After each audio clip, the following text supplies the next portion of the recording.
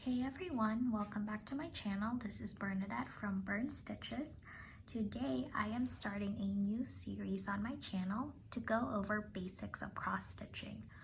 So for today's episode, I will be showing you different ways to start and end your threads from the front of your project. So that means that with these methods, you don't have to flip over your fabric or your hoop or frame, Q-snap, whatever you use from front and back. You will just all be starting from the very front. So let's go ahead and get started.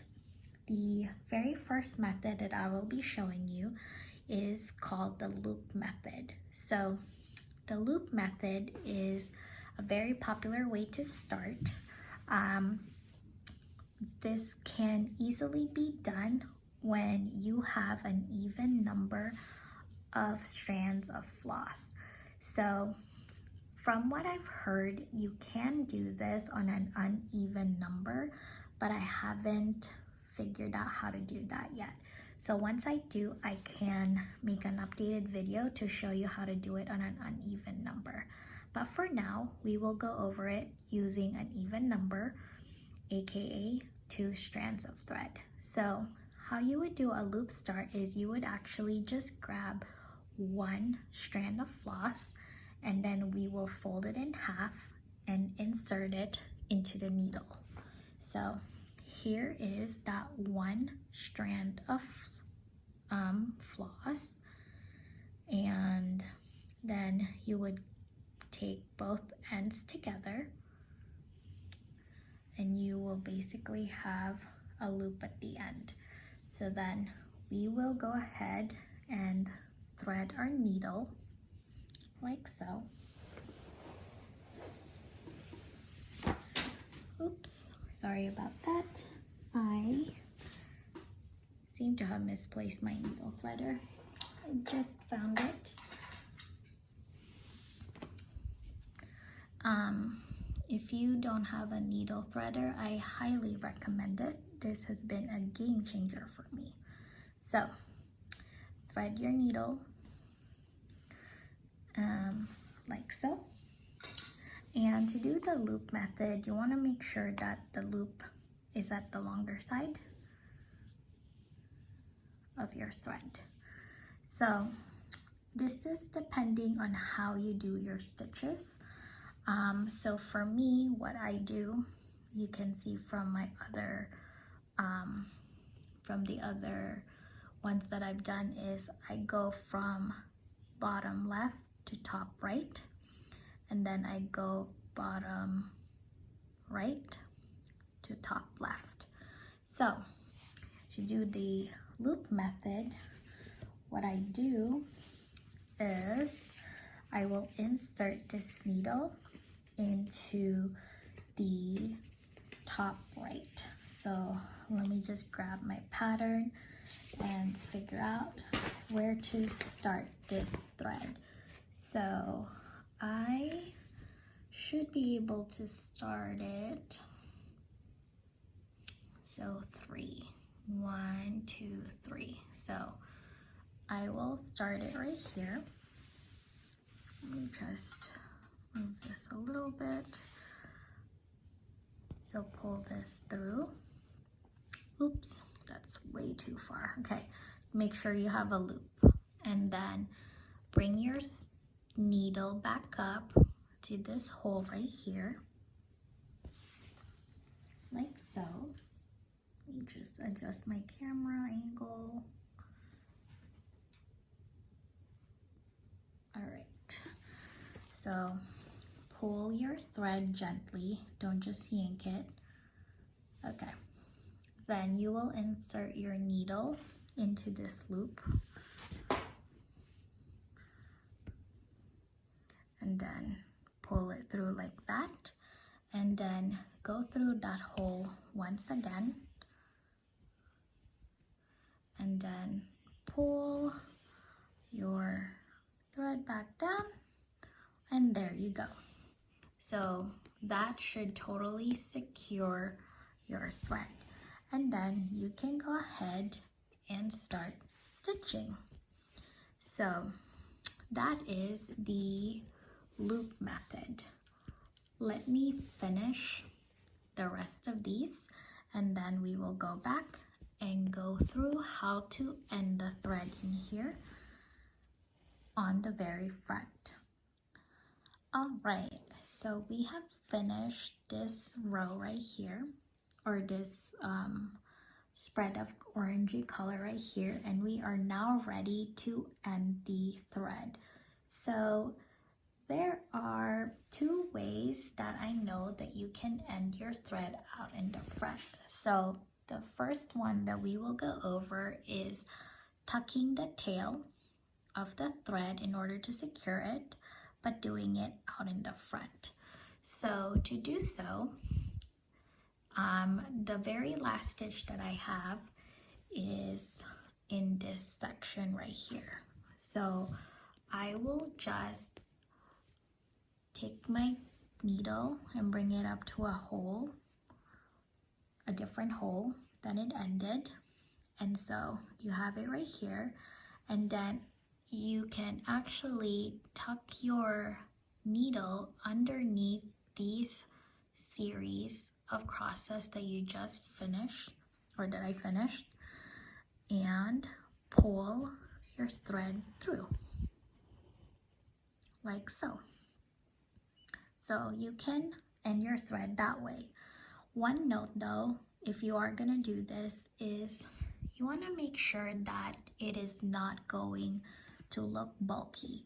There have been times where mine looked really bulky, and you just have to gauge and see if you think that by tucking it at the front, if it will become bulky or not.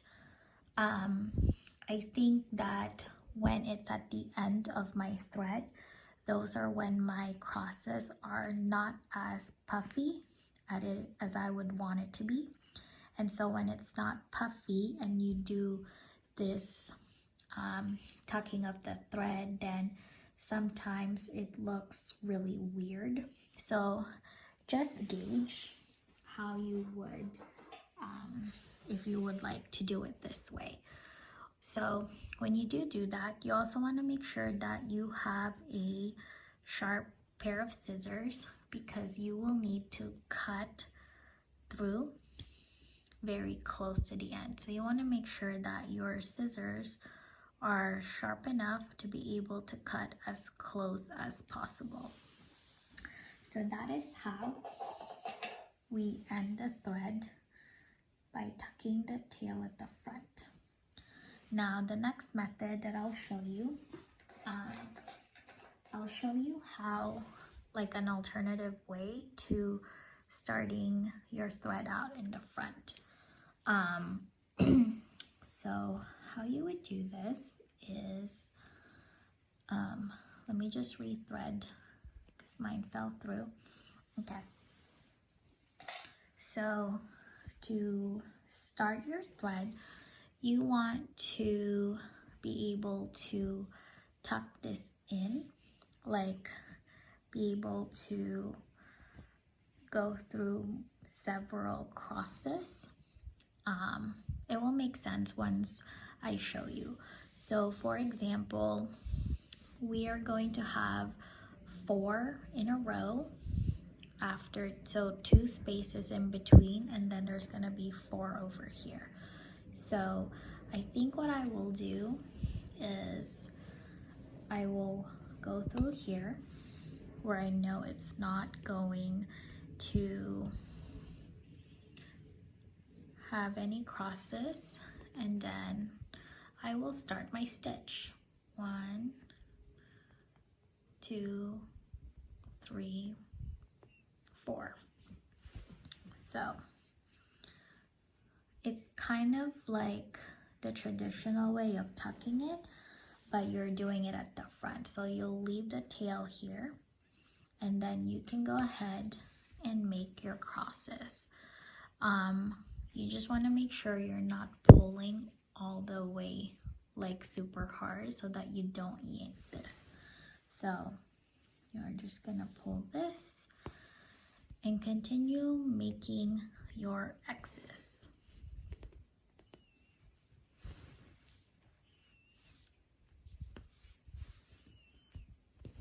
Now, once you feel like you've secured the back enough, which you'll know because this basically means like there's already 3 threads underneath, what you can then do is then you will cut the tail.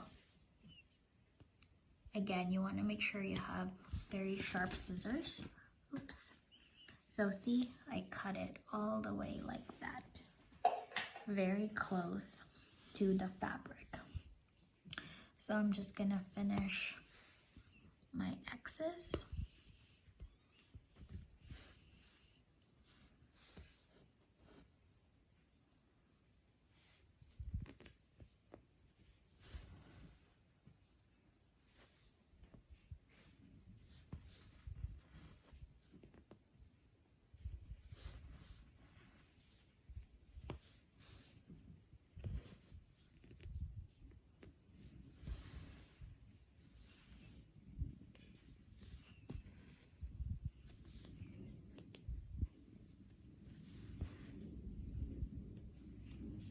All right, so we are done with that row.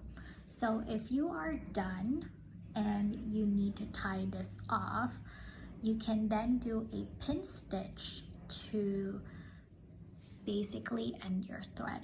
So how you would do a pin stitch is you would actually look at the fabric and see how the weaves are set.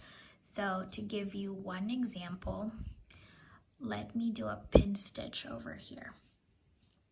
Or yeah, let me do that over here.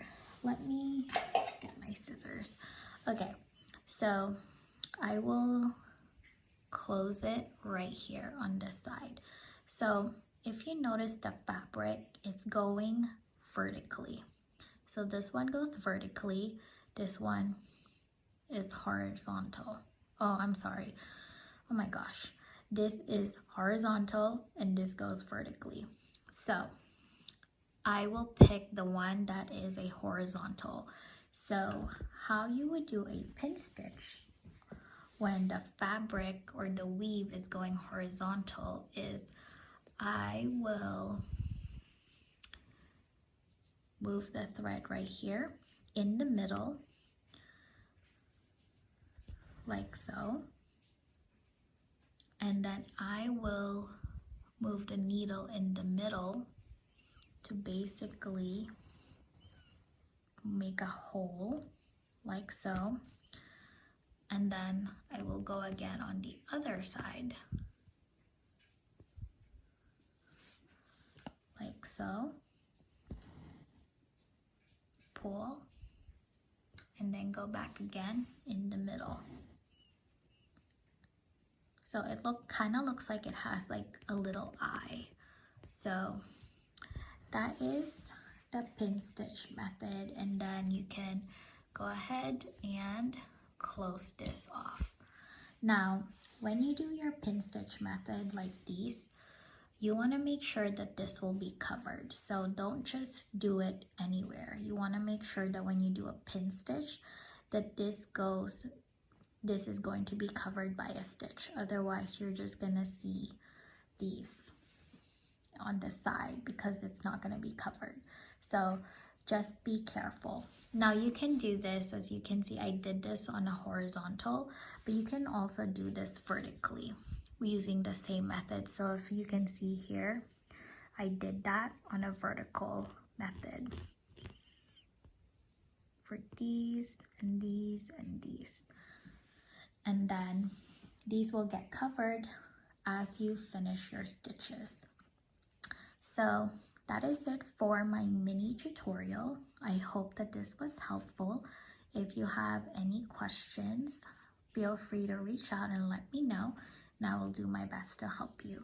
So feel free to, like the video. I hope you like it. And if so, let me know if what other basics you'd like to see. Be glad to do it. I think the next one I will be doing, someone has asked how to grid the fabric, so I think that will be my next tutorial. So If you have any other ones outside of those two, let me know and I will be happy to do a tutorial for you guys. So thank you all so much for watching. Happy stitching.